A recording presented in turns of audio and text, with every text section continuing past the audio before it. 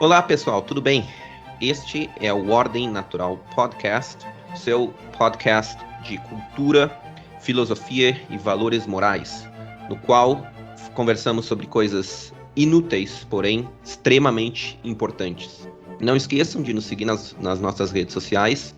Nós estamos no YouTube, no Instagram, no Telegram, no Rumble, no Facebook, no Getter, no Twitter, e não pretendemos sair tão cedo.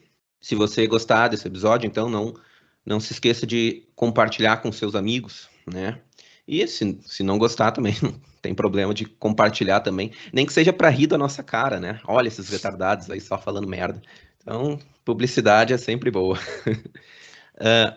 Nesse episódio, nós vamos dar continuidade ao nosso quadro Vai Ler e Vai Estudar sobre o marxismo. E esse episódio, ele é a primeira parte sobre o Manifesto Comunista, né? E depois nós vamos fazer uma segunda parte, vão ser duas partes, né? E nessa primeira parte nós vamos analisar o primeiro capítulo do Manifesto, que fala justamente da relação entre, né, os proletários e a burguesia e o papel da burguesia, né, na história, de acordo com Marx. Então, é interessante observar aqui, né, que há análises do Marx que, embora a gente não concorde integralmente, né, são, na verdade, observações esclarecedoras, né? E nesse episódio, nós vamos mostrar por que as grandes empresas, elas têm perseguido os conservadores e o que essas grandes empresas têm em comum com os comunistas. Isso é algo que o Marx, de certa forma, esclarece. Ou seja, na obra do Marx existem várias meias-verdades, né, que são obviamente distorcidas, né, em prol de uma intenção maligna, né, por trás, mas nós vamos tentar esclarecer um pouco quais são essas meias-verdades e qual é essa intenção. E aí, Lucas, tudo bem? Tudo bem, Madaloso. Então, antes de a gente examinar esse primeiro capítulo do Manifesto do Partido Comunista, escrito pelo Marx e Engels, vamos falar em que contexto se deu a redação e, em certo sentido, a própria intenção dos autores ao escreverem o manifesto, né? Como o nome já diz, é um panfleto político, então ele tem uma finalidade de estimular pessoas a uma ação política, tá? E é nesse contexto que ele foi escrito em 1848. Ele foi escrito a pedido de uma organização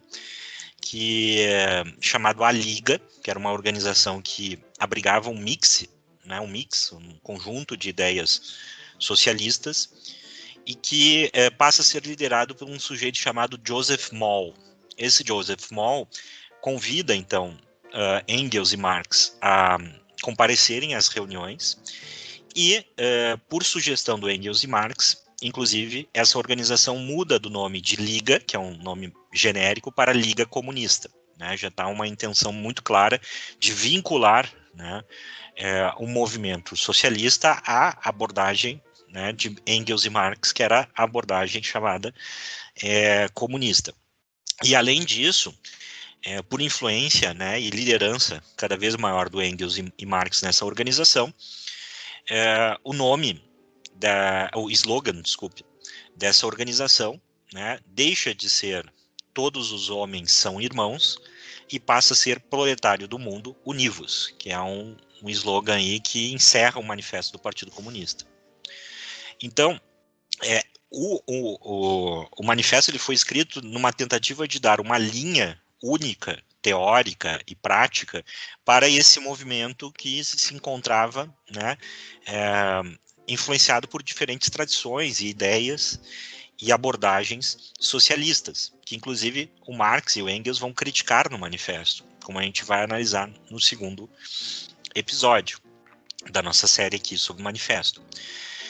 Então, o Marx escreve, né, em 1848, e ele é publicado nesse mesmo ano, e depois recebe várias edições em outras línguas, mostrando a internacionalização desse movimento, né, liderado agora por essa concepção revolucionária comunista defendida por Marx e Engels. Então, nesse sentido também, há o outro elemento, né, do manifesto, que é expressar, né, vamos colocar assim, a teoria do Marx, né, ou seja, aquilo que o Marx diz que é a verdade histórica. e que num dos prefácios de edições posteriores, né, mais precisamente de uma edição de 1883, ou seja, 40 anos, né, quase 40 anos depois do primeiro lançamento, né, do Manifesto do Partido Comunista, o Marx já havia falecido, né, já havia morrido, e o Engels, então, escreve esse prefácio para uma edição alemã, né, onde ele diz, olha, algumas coisas mudaram de lá para cá, né, mas o núcleo da ideia do manifesto, que é a doutrina do Marx, ele fala isso, né, ou seja, que é obra do Marx, né, permanece a mesma e inabalável. E qual é? Né? Ou seja, isso aqui é uma espécie de resumo da interpretação do Marx da história, da sociedade e da ação política marxista. Então, abre aspas, né? O que é essa ideia fundamental, segundo Engels? A de que a produção econômica e a estratificação social, que desta necessariamente decorrem, constitui o alicerce da história política e intelectual de toda e qualquer época da história. A de que, em consequência disso, e desde o fim da antiquíssima propriedade comum do solo e da terra, a totalidade da história, em seus mais diversos estágios de desenvolvimento social, tem sido uma história das lutas de classe e de lutas entre exploradores e explorados, entre classes dominantes e oprimidas, e a de que, agora, no entanto, essa luta alcançou um estágio em que a classe explorada e oprimida, o proletariado, já não pode se libertar daquela que a explora e oprime, a burguesia, sem ao mesmo tempo libertar para sempre toda a sociedade da exploração, da opressão e das lutas de classe. Essa ideia é de autoria única e exclusiva de Marx, né? Isso são palavras do próprio Engels. Então, o que ele está dizendo aqui, para resumir um pouco para o nosso leitor, né? Para o nosso ouvinte? O que ele está dizendo é que o Marx vê a história como a luta entre oprimidos e opressores. Né? Isso é o primeiro, toda. E, portanto, todo conflito político é um eco, de certa forma, das contradições econômicas. Né? Em que, segundo Marx, essas contradições nada mais são do que o avanço das forças de produção, né? Que se transformam num ritmo mais acelerado do que as relações de propriedade. Então, sempre que as forças de produção se desenvolvem, uma nova classe, né, surge para transformar as relações de propriedade para corresponder ao estágio de desenvolvimento daquela sociedade. Né? Ou seja, você tem uma explicação universalista da história, na qual a economia é a força principal e a manifestação dessa transformação é a luta de classes, até o ponto que o capitalismo, onde essa luta de classes será a luta final, né, e inaugurará o reino da sociedade comunista, onde não haverá mais propriedade privada e, portanto, não haverá mais luta de classe. Então, esse é o resumo, digamos assim, do ponto essencial da visão de Marx, que é expressa de uma maneira simples e direta num panfleto como o Manifesto do Partido Comunista. Ok? Uma outra coisa que é afirmada também ali em alguns prefácios é que os comunistas, né, são a verdadeira expressão dos trabalhadores. Tá? Ou seja, todas as outras formas de socialismo não exprimiriam, né, os verdadeiros anseios e o verdadeiro interesse de classe dos trabalhadores, do proletariado. E essa é uma ideia também que é muito interessante a gente colocar, que é o seguinte: ao mesmo tempo que o Engels está falando isso, né, de que as ideias comunistas na forma marxista são a expressão, enfim, da classe trabalhadora, do proletariado, o que a gente observa nessas organizações e na própria figura de Marx e Engels é que eles não são proletários. Então, né, vamos dizer assim, a ideologia que exprime os anseios e que vai libertar o proletário não vem dos proletários, né, vem de pessoas, inclusive com muito dinheiro, como Engels, né, a elaborar e orientar essa ação política na direção do que seria historicamente inevitável, segundo Marx, que é o triunfo do comunismo.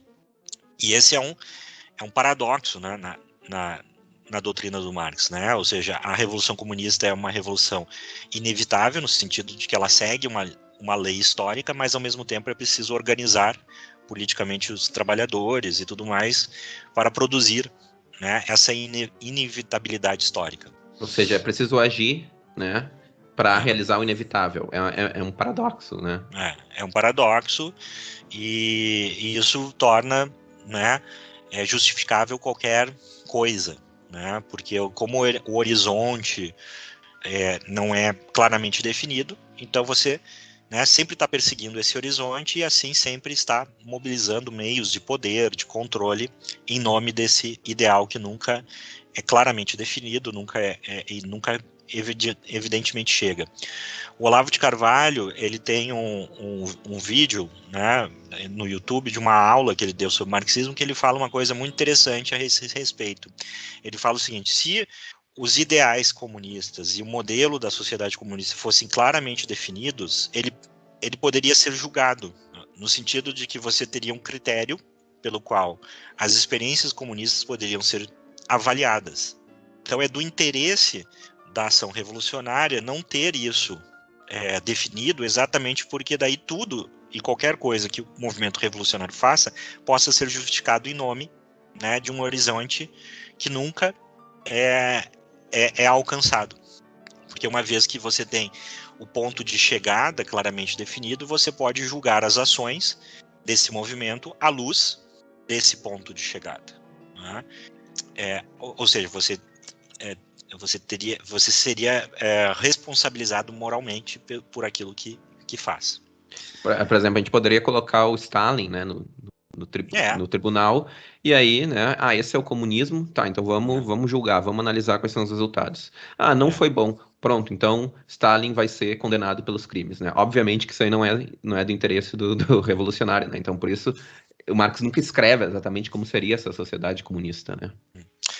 E nesse sentido, então, a gente pode dizer que a teoria ela precede a luta do proletariado, né? Ou seja, a elaboração da teoria sobre a luta é anterior à própria luta, né? Sendo que a teoria diz que a luta ela já acontece ao longo da história. Então, isso é uma constante aí na forma de pensamento do Marx, né?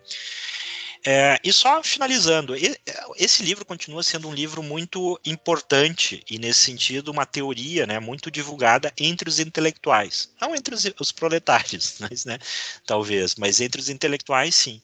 Ao ponto que existe uma espécie de iniciativa na internet que se chama OpenSyllabus.org, que reúne programas, né, de disciplinas acadêmicas, de universidades, e aonde se estabelece ali qual é a bibliografia, né? Então, assim, eu vou lá, eu sou professor, sei lá, de história medieval, né? Eu pego o meu programa da minha disciplina, digo de qual universidade é, né? E coloco a minha bibliografia, e assim por diante, tá? Então, ele reúne aí mais de 7 milhões, né, de programas de disciplina. E, pasmem, né? O manifesto do Partido Comunista, de modo geral, quando considerado todos os cursos, né, eu nem vou falar humanidades, etc., mas todos os cursos, está na 4ª posição do livro mais utilizado nos cursos universitários, segundo esse banco, né? Ou seja, a influência das ideias do manifesto do Partido Comunista é muito grande nos meios universitários, né? E o que me parece é que ela inicialmente foi isso, né? Ou seja, não eram intelectuais universitários, né? Mas eram intelectuais que formulavam um ideal no qual eles reivindicavam que era a expressão natural, né, da classe trabalhadora, dos proletários, sendo que eles não eram proletários. Mas então, Madaloso, o que tu pode, assim, resumir, que ideias centrais, né, esse primeiro capítulo do manifesto trazem para a gente? Então, vamos lá. Mas antes de começar, né, eu queria só salientar que o Manifesto, né, ele, na verdade, ele é uma obra-prima da literatura panfletária, né? É, então, assim, ele tem uma força, né, retórica muito grande, né? E, assim, a pessoa mais ou menos despreparada, né, ou uma pessoa que já esteja inclinada, né, a ideais socialistas e comunistas, né, talvez possa, assim, ser facilmente convencido, né, pela retórica do Marx. Porque ele, de fato, escreve muito bem. Alguns dizem que ele, né, plagiou algumas coisas, enfim, mas, né, plagiado ou não, é uma excelente obra de retórica. Então, vamos lá, né? É, logo no início do manifesto, o Marx começa, né, com aquela famosa frase dele, né, de que a história de toda a sociedade existente até agora é a história da luta de classe, né? Mas o Marx continua, né, a burguesia moderna tinha simplificado a sociedade, né? A divisão em duas classes era algo cada vez mais evidente na sociedade moderna e era algo que estava se tornando cada vez mais comum. Ou seja, no mundo antigo, né, a gente tinha uma imensa variedade de classes, né? Na Idade Média, a gente tinha servo, camponês livre, senhor, rei, que seria a nobreza, enfim, os clérigos, enfim. Né, não existia apenas duas classes, né? Mas, ao longo da história, né, esses antagonismos, né, foram sendo transcendidos, né? E a estrutura básica da era atual passou a consistir na oposição entre a burguesia e o proletariado. Então, nós temos duas classes, né? O Marx também diz que a burguesia havia, né, realizado, né, uma tarefa revolucionária, né, na história. A burguesia, ela destruiu os laços patriarcais, né, das sociedades antigas, os chamados laços naturais entre os seres humanos, e ela reduziu as relações humanas ao puro autointeresse, a relação monetária.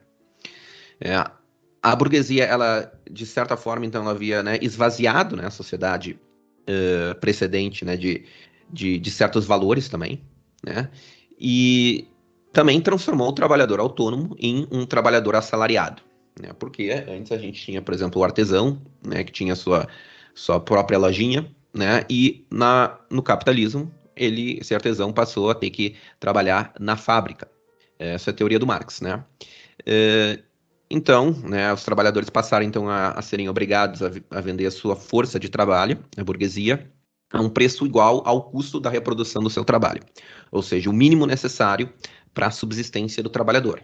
De acordo com Marx, a burguesia ela também internacionalizou o comércio, né? Ou seja, ela, de certa forma, ela contribuiu para uma certa internacionalização ou cosmopolitização da civilização, né?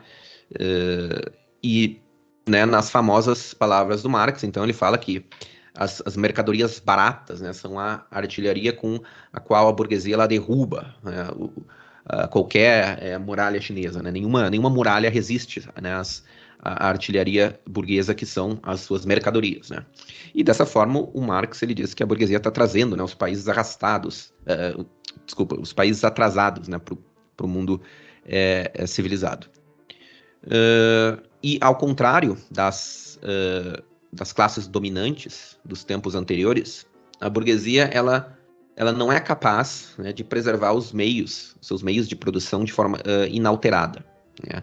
O Marx disse que ela só sobrevive mediante a constante revolução da tecnologia, né, ou seja, esse papo, né, que a gente vê muito, né, inovação, enfim, tudo tem que mudar, nada tem que permanecer, né?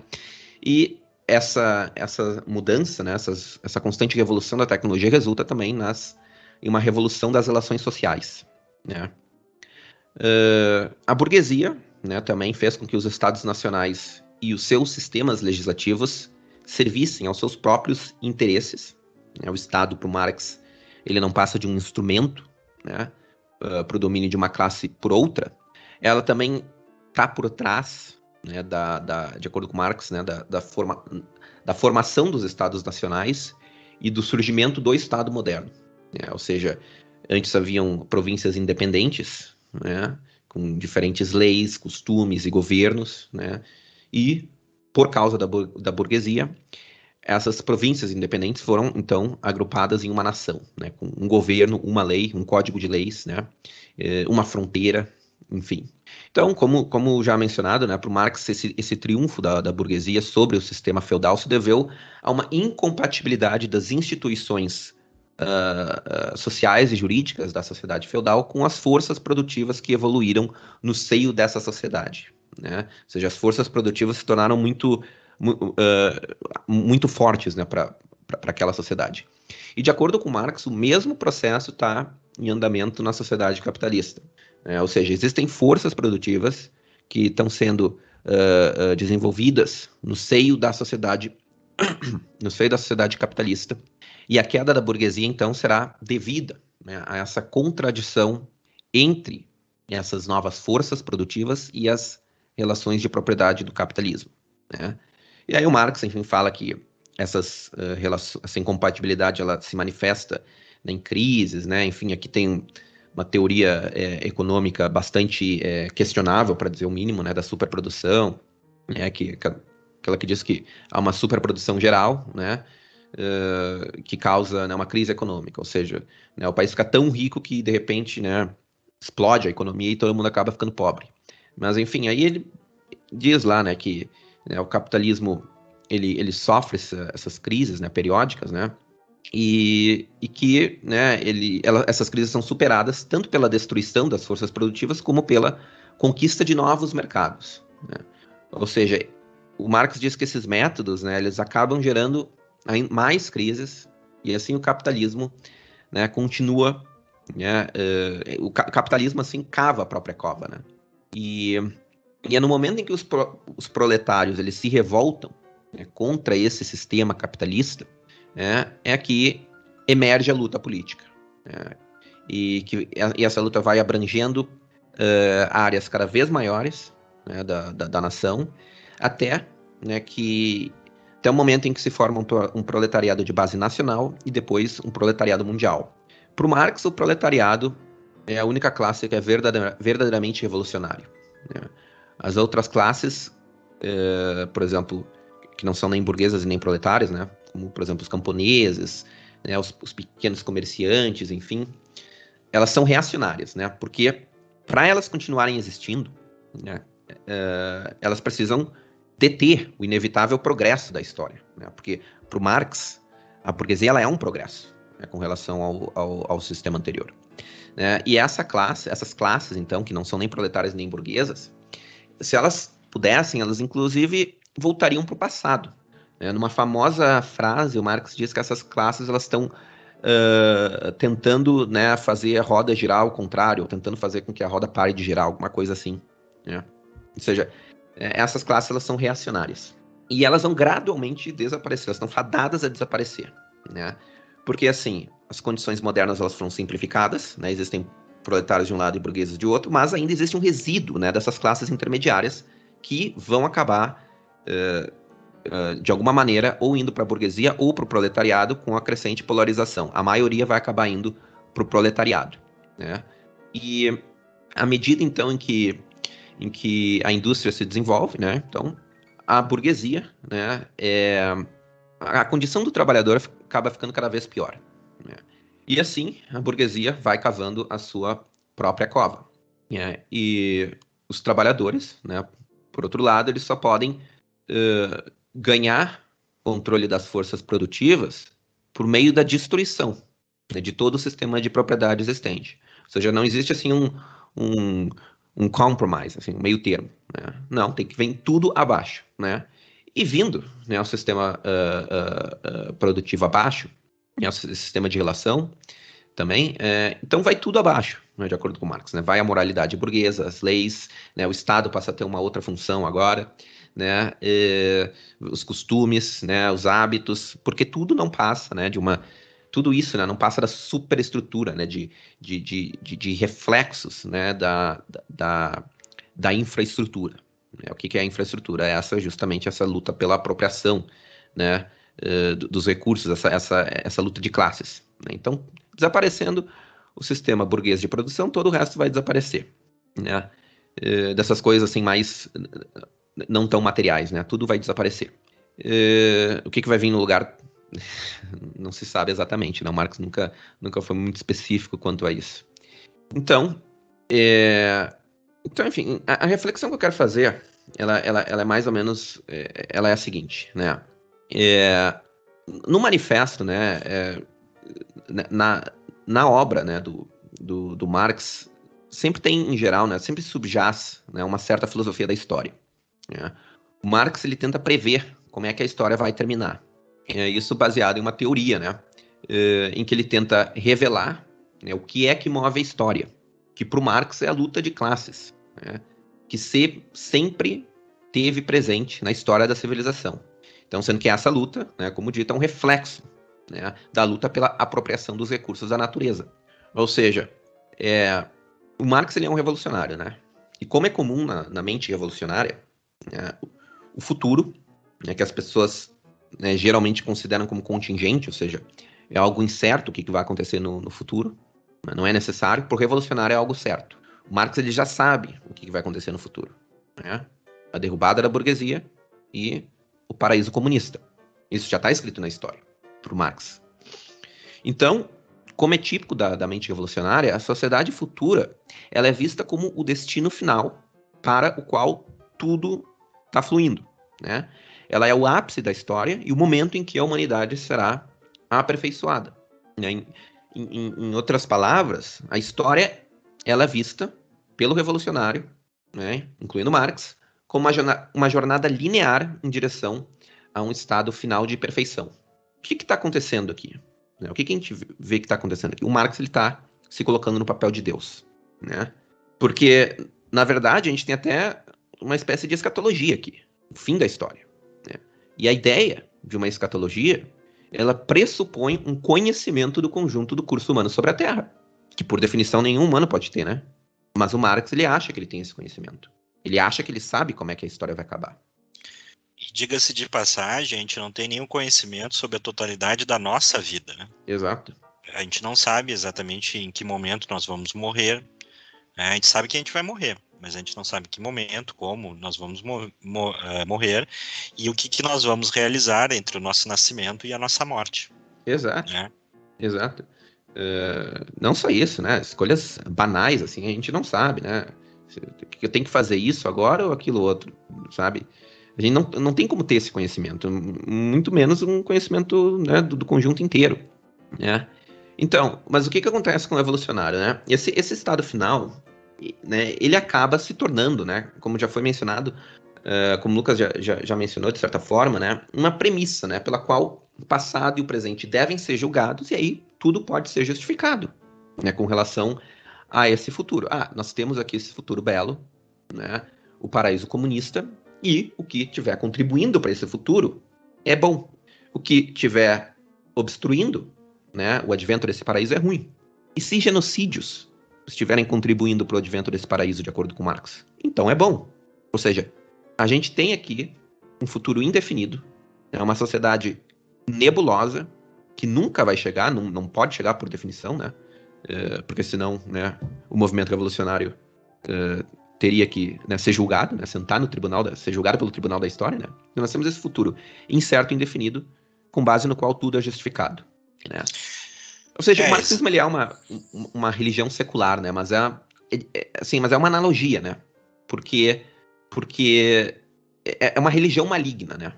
E como tudo que é maligno, ele pega meias verdades e acaba distorcendo, né? Transformando em monstros, né? E mentiras totais. Exatamente. Essa perspectiva da história, na qual, de certa forma, Marx se coloca como Deus, no sentido de que ele tem a chave para a interpretação de todos os atos humanos que aconteceram, estão acontecendo e virão por acontecer, reflete muito bem também esse ideal de progresso, né? Ou seja, a ideia de que todas as transformações sociais, né, elas correspondem a uma etapa necessária para a produção desse futuro que, inevitavelmente, ele é melhor do que o passado. A ideia de progresso é essa, de que a melhoria, né, é sempre um horizonte a ser realizado no futuro, e que aquilo que se coloca no passado é, no mínimo, a forma primitiva ou a forma imperfeita daquilo que no futuro será melhor ou mesmo perfeito, né?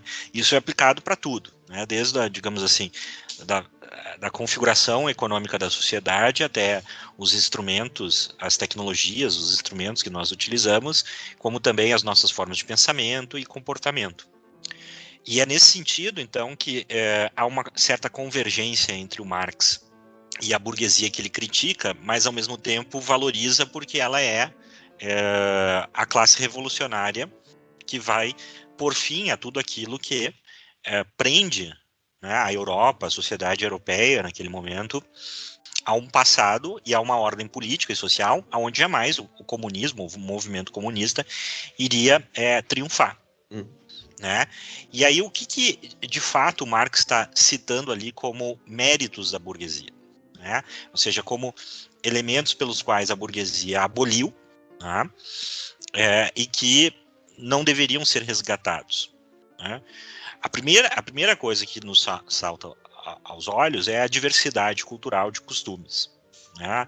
Ou seja, a ideia de que a sociedade deveria se basear, né, em organizações que tivessem seus costumes locais, as suas obrigações morais, ou seja, uma vida comunitária, né, é algo que precisa ser superado, né, e a burguesia cumpre essa tarefa, e isso não vai ser restituído pelo comunismo. Em nenhum momento, aquilo que o Marx fala que a burguesia aboliu, tá, será restituído pelo comunismo. Não, ele aplaude, ele gosta disso. Ele gosta que Exatamente. O que o comunismo irá fazer de diferente da burguesia? Ele vai abolir a propriedade privada. Ponto final. Né?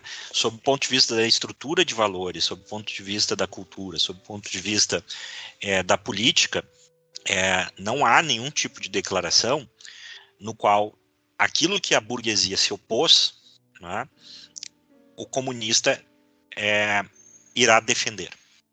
Então, nesse sentido, a sociedade tradicional, a mentalidade conservadora, ambas são inimigas do comunismo, do movimento que Marx está defendendo, e, num certo sentido, da burguesia. Se Marx caracteriza o movimento burguês de modo verdadeiro, e os dados da história, de certa forma, corroboram com a perspectiva do Marx, de fato, o processo de modernização o esvaziamento das soberanias locais, dos costumes, por uma soberania nacional, né? O predomínio de uma lógica econômica, né, sobre certos limites costumeiros e morais no processo de produção, etc. Né? Tudo aquilo que o Marx cita como obra de abolição da burguesia, no meu entendimento, na minha visão, está correto. Né? A burguesia... Sem os banqueiros, né, emprestando dinheiro para rei, né, às vezes nem mesmo emprestando, às vezes dando, né, para os reis não existiria Estado moderno, né. Exatamente. Então, a questão que a gente coloca é a seguinte, né, a burguesia como classe revolucionária, em que sentido ela é oposta ao proletário, né, como classe revolucionária? Ela é oposta na medida em que o proletário vai querer, através da abolição, né, ou pelo menos o movimento político que Marx qualifica como um movimento da classe proletária, ela vai abolir a propriedade burguesa, ou seja, ela vai tirar a propriedade da burguesia, né, e colocá-las nas mãos, digamos, do movimento político proletário, que o Marx tenta nos convencer de que isso é do interesse da humanidade. Uhum. Né? De que essa abolição da propriedade privada, que ele diz que é a forma burguesa da propriedade, é a abolição, digamos assim, de toda a propriedade, né? Ou seja, tudo será de todos.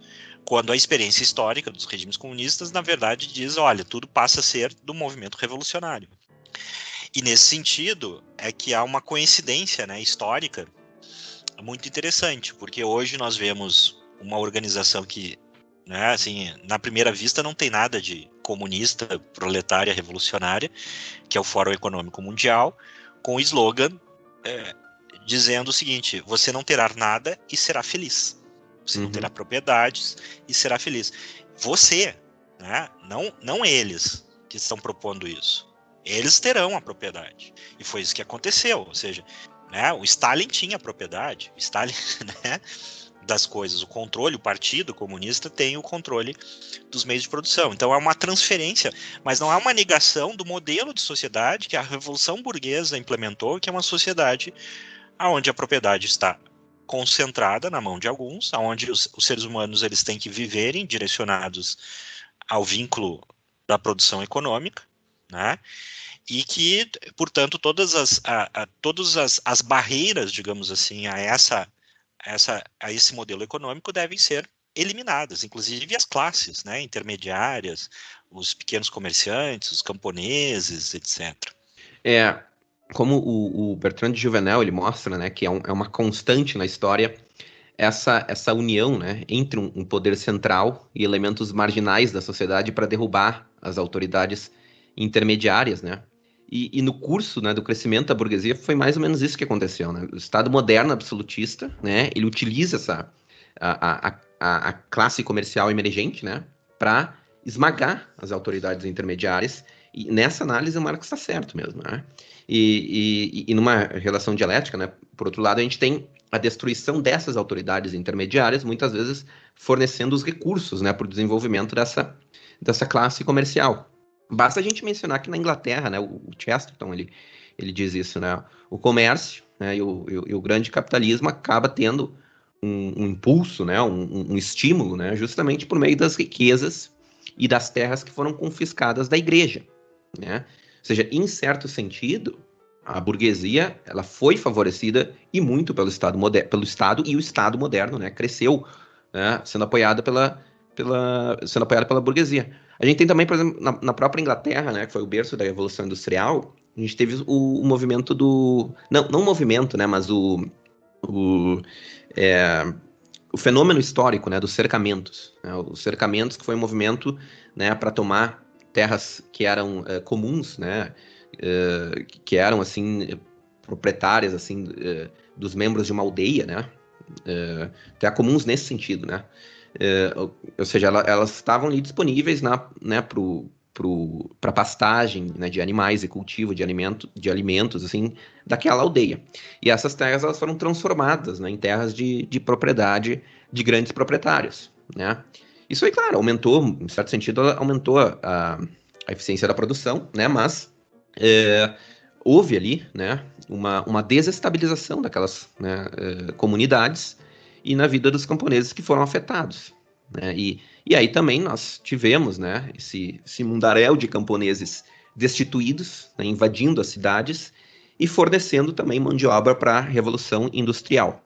Ou seja, essa relação, né, entre essa simbiose, né, essa relação da burguesia com o Estado moderno, é uma coisa que me parece que o Marx, ele, de fato, ele está cutucando um ponto essencial, né, que precisa também ser mais discutido, né, na modernidade. Vamos ser mais diretos e mais simples, né? Por exemplo, quando você coloca comunidades tradicionais, né? Baseado em vínculos cuja raiz, digamos assim, é uma identidade religiosa, né? Existe diante disso, né? Os comunistas eles não concordam com, digamos assim, as grandes empresas hoje, né? Uhum. Concordam, é um obstáculo para ambos. É um obstáculo para ambos, né? Então isso é muito interessante, porque Uma sociedade baseada na honra, né? é, Imagina a honra. É uma coisa em que se tu fala atualmente, parece que tu tá falando um outro idioma, né? Se tu falar em honra. Né? Não faço exato. alguma. Não vou, sei lá, não vou comprar alguma coisa da Apple por causa de honra. O que tu tá falando? Tá louco? Ninguém vai te entender, né? O Marx ele vai descrever como a burguesia, né, enquanto classe revolucionária no período ali medieval, né, ela faz uma ruptura com o passado. E aí ele nunca esclarece se isso é bom ou ruim, né? É as duas coisas ao mesmo tempo. É bom porque é um estágio na direção do fim da história, que Marx diz ter descoberto, e é ruim porque é a burguesia que fez isso, Uhum. né? Basicamente. Então, assim, aquela abolição, ela é boa. Ou seja, a eliminação daquela ordem social, para Marx, a meu ver, indubitavelmente para Marx, isso é bom. Né? Ou seja, Marx propõe a promessa de romper apenas com a questão da propriedade privada. Né? Nenhuma palavra ele dá sobre os laços, né? Que segundo os laços sociais, que segundo eles, por obra da burguesia, foram reduzidos a vínculos monetários. Ele inclusive fala que a burguesia tirou os camponeses, né, do idiotismo da vida rural, ou algo assim. Exatamente. Tá? Por exemplo, ele não dá nenhuma palavra se a diversidade de culturas que foi destruída pela burguesia vai ser restaurada no comunismo. Tá? Mas a resposta, na verdade, é não, né? Porque o comunismo ele Não. é internacionalista, né? Exatamente. É isso que eu ia até comentar. Vai ser o universalismo burguês, cosmopolita, etc., vai ser substituído por uma espécie de universalismo proletário. Tá? Ao ponto que digamos assim, essa oposição, né, e ao mesmo tempo aliança, no sentido de que ambas são classes revolucionárias e se opõem, portanto, àqueles que defendem a tradição, a conservação, né, faz com que o Marx cogite que alguns elementos da burguesia irão passar para o lado da revolução proletária, do proletário. Na página 55 da minha edição, que é uma edição da Penguin, do Manifesto, ele diz o seguinte, o Marx, né, Marx e o Engels, né, a gente não sabe qual dos dois aqui escreveu esse trecho, mas vamos colocar aqui o Marx, né, ele diz o seguinte: por fim, em épocas nas quais a luta de classes se aproxima de uma decisão, o processo de dissolução dentro da classe dominante, ou seja, a burguesia, dentro de toda a velha sociedade, assume caráter tão veemente, tão agudo, que uma pequena porção da classe dominante renuncia a ela e se junta à classe revolucionária, aquela que tem o futuro nas mãos. Assim como no passado, uma parte da nobreza se passou para a burguesia, agora uma parte da burguesia se passa para o proletariado, e mais especificamente uma parte dos ideólogos da burguesia. Isso, né, ele diz ideólogos da burguesia. Aqueles que lograram alcançar a compreensão teórica do movimento histórico em seu conjunto. Ou seja, o que o Marx está dizendo é que há uma adesão de setores da chamada burguesia aos valores da revolução, né, e ao projeto da revolução proletária. Ou seja, eles vão estar do lado da revolução. Agora, eu me pergunto, né, eles vão estar do lado da revolução do proletariado para combater quem? A burguesia? Ou aqueles elementos ainda resistentes da velha ordem? Né? Por exemplo, as pessoas que ainda comungam de valores religiosos, cristãos, as pessoas que ainda se apegam à sua economia local, aos pequenos negócios. Né? Marx, inclusive, diz, não, essas classes aí dos pequenos negócios, etc., eles são reacionários. Uhum. Né? Ou seja, ele vislumbra que uma parte da burguesia vai passar para o lado dele, mas não pequeno comerciante, não camponês, nem mesmo lumpen, né? Que são os mendigos, os criminosos, né? Os drogados, as prostitutas. Né? O Lupen, né? Só um O parênteses, lumpen. ele tem o maior desprezo, né? Ele chama de escória, de lixo humano, né? O Lupen, né? Que agora uma classe que foi canonizada, né? Pela nova esquerda.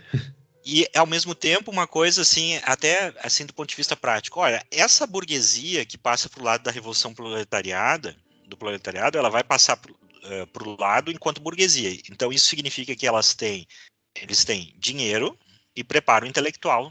Então, quem garante que essa burguesia não vai se tornar a líder do movimento revolucionário? Né? Ou seja, a burguesia, na visão do Marx, e eu acho que ele está certo, não é conservadora. Conservador é a oposição não comunista à burguesia. Aquela oposição que não é comunista ao modelo da burguesia. Né? E nesse sentido que o Marx, de certa forma, está admitindo é que num certo momento vai haver uma aliança entre essa burguesia, que não é conservadora, e o movimento revolucionário do proletariado. Né? Em que sentido? Em abolir a propriedade. Em acabar com qualquer garantia da propriedade privada. Agora, e aí que vem a minha questão. Quando você vai abolir a garantia da propriedade privada, você vai abolir para quem? Exato. Né? Ou seja, é algo muito comum nos sistemas políticos o seguinte, né? Vamos pegar até uma coisa hoje em dia, né? Vamos dizer hoje em dia. Né? Nós temos aí o Lula, nós temos, né, o Lula dizendo assim, nós vamos regular a mídia. Essa regulação vai funcionar para quem? Né? Ou seja, quem é que vai ter a sua expressão, a sua comunicação regulada? Eu imagino que aquelas pessoas que se oporem ao governo que está propondo essa regulação. Aqueles que passam para o lado do governo não serão regulados, muito pelo contrário. Então, na minha visão, eu aplico o mesmo raciocínio, ou seja, a propriedade vai ser abolida para aqueles que se opõem ao movimento revolucionário. Aqueles que adentram o movimento revolucionário vão entrar, entre aspas, na propriedade coletiva deles. E aí a forma contemporânea disso é, você não terá nada, você, né, que vai ser governado por nós, não terá nada, vai ser feliz, e nós vamos usar a propriedade, né, sem ter que lidar com você. Né, Isso que nós estamos vendo, essa proposta do Fórum Econômico Mundial, né, é o comunismo na prática. É a única forma de comunismo possível. Né?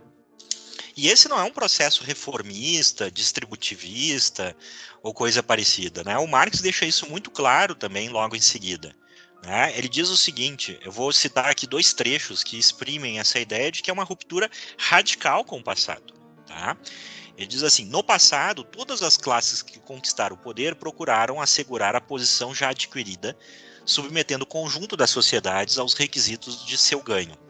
Os proletários só podem conquistar para si as forças produtivas da sociedade, ou seja, olha só o que ele está dizendo, os proletários só podem conquistar, né, as forças produtivas da sociedade, ou seja, a propriedade mesmo, né, os recursos econômicos, né, na medida em que se puserem fim ao seu modo peculiar de apropriação, e com isso a todo e qualquer modo de apropriação existente.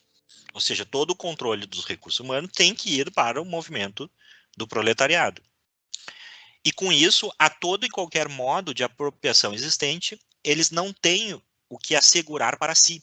Cabe-lhes destruir toda a segurança e toda a garantia à propriedade privada. Não é a propriedade da auto-burguesia, é inclusive do pequeno comerciante, é inclusive do pequeno camponês, do pequeno proprietário de terras, né? Como aconteceu de fato nas revoluções bolcheviques, os caras foram atrás lá do médio proprietário, o cara que estava um pouquinho melhor, né, do que os demais, né? Aí ele continua, né, dizendo bem claramente que esse é um processo violento. Ao esboçar aqui as fases gerais do desenvolvimento do proletariado, acompanhamos a guerra civil, mais ou menos oculta no interior da sociedade existente, até o ponto em que ela irrompe em franca revolução. E com isso a queda violenta da burguesia. O proletariado estabelece, então, a sua dominação. Ou seja, estabelece sua dominação. Caiu a burguesia. Quem eles vão dominar? Né? De novo, os elementos conservadores da ordem antiga, o pequeno comerciante, o pequeno proprietário de terra, né? São esses que depois acabam sendo os alvos da perseguição e da resistência contra revolucionários, os inimigos do povo, como aconteceu na Revolução Russa, na Revolução Chinesa, né? São essas pessoas que de fato passam a ser perseguidas. Ou seja, não há um ideal reformista ou mesmo de redistribuição equitativa da propriedade. Né? O que Marx está defendendo nas palavras deles é: nós vamos dominar, você não terá nada e será feliz. E fica, para deixar bem claro, não é uma coisa assim, o comunismo ele tinha boas intenções, ele tinha a intenção de uma sociedade mais igualitária. Olha, talvez até tenha socialistas que de fato tinham essa intenção, né? Mas na obra do Marx isso a gente não encontra nisso. Isso Não, nada. o Marx eu imagino assim chamaria, como ele de fato chamou essas pessoas de ingênuas, reacionárias, né? Socialistas, digamos, de tipo reformistas ou que vão transformar a sociedade pelo exemplo, né? Vivendo segundo os princípios que defendem, né? Antes, não, o que o Marx está dizendo, nós vamos impor a dominação, pronto, né? E essa transformação que o proletariado traz, né? É essa promessa, você vai ser feliz com essa dominação. É isso que ele está dizendo. Exato. Você não terá mais nada, a propriedade acabou, por obra de quem? Por obra do proletariado, que agora domina. Ele só diz o seguinte, não, vai ser diferente porque agora é um negócio da maioria e não da minoria. Mas quem garante que é, digamos, a maioria proletária, mesmo que isso tenha se realizado, ou seja, né, vamos dizer, a sociedade de fato, mas isso não aconteceu, tá? Mas vamos supor, de fato a sociedade se polarizou em dois grupos, um grupo ultraminoritário, que é a burguesia, e um grupo ultramajoritário, que é o proletariado. E aí você tem ali alguns resquícios, né, de grupos que vão para o lumpen, vão, né, permanecem ainda das sociedades antigas, ok? Mas vamos dizer que esse aqui é a maioria. Essa maioria, né, que é mundial, diga-se de passagem, segundo Marx, ela, em toto, na sua totalidade, irá exercer a dominação? Né? E aquela burguesia que aderiu a esse movimento, ela não vai liderar esse movimento? Afinal de contas, ela tem recursos intelectuais e financeiros. Né? E os elementos como Marx e o próprio Engels, que não são do proletariado, eles não vão liderar isso? Eles não vão ser a minoria governante dentro da suposta maioria governante? Não é essa, talvez, o grande ideal e a grande ilusão da democracia? Né? Nós aqui, né, nós políticos, nós membros da elite, governamos em nome da maioria, em razão do processo democrático? Então a gente vê essa aproximação, né, de uma reivindicação de universalidade por parte dos dois grupos, contra o quê? Contra aquilo que é considerado atraso, apego excessivo ao passado, né? Então, aqui a gente começa a compreender Valores tradicionais, né? Valores tradicionais é muito importante, né? Para os dominadores a destruição dos valores internacionais, né? Dos valores tradicionais. Porque imagina, é aquela coisa que eu mencionei, né? Imagina alguém, né, tentando dominar uma sociedade com honra e sem honra, né? Que cultiva, por exemplo, a virtude da honra. É muito mais fácil dominar pessoas sem honra, né? Homens sem peito, como diz o C.S. Lewis também, né? Nós analisamos aí no episódio 22 do nosso podcast. Não, é exatamente isso, assim, basicamente pessoas com escrúpulos, com organização da sua vida moral, né, elas são muito mais difíceis de aceitarem serem exploradas, roubadas, escravizadas. Uhum. Né? Então, basicamente, nessa primeira parte, a gente consegue interpretar, né, que existe ali alguma coisa que nos faz entender essa tendência hoje, né, de grandes corporações, bancos, etc., defenderem coisas ligadas ao campo marxista contemporâneo, né, como ideologia de gênero, como relativismo moral, como até mesmo redistribuição econômica, igualitarismo, né? Políticas identitárias, né? Exatamente, né, políticas identitárias. Talvez, né, o próprio Marx lance uma luz nesse movimento no sentido de que é do interesse de quem quer concentrar propriedade, né, destruir aqueles vínculos não econômicos, aqueles vínculos tradicionais dentro da própria sociedade, e assim, né, você isola, você atomiza o indivíduo e ele é atomizado, né, desamparado de qualquer vínculo social, né, se torna presa fácil para quem tem poder, para quem tem dinheiro, para quem tem influência. Espero que, então, pessoal, que vocês tenham gostado. Ficamos aqui nessa nossa primeira parte. Na segunda parte nós vamos comentar o restante do Manifesto Comunista. Lembrando, nos sigam nas nossas redes sociais, Telegram, Twitter, Facebook, Getter, e confiram o nosso podcast aí nas diferentes plataformas, né? YouTube, Rumble, Spotify, e não esqueça de contribuir aí para que a gente possa crescer, né? Compartilhar o nosso episódio, como a gente gosta de brincar, com amigos e inimigos, né? Muito obrigado, fiquem com Deus e até a próxima. Muito obrigado, pessoal. Eu espero que vocês tenham gostado, né? E fica também a lição, a mensagem, né? De não ter medo, né? De ler livros, assim, com os quais a gente não concorda, que a gente sabe, né? Que a gente não concorda com o autor. Porque mesmo, né, esse tipo de leitura pode ser muito proveitosa, a gente pode tirar muitos insights interessantes. Então é isso aí, fiquem com Deus e até a próxima.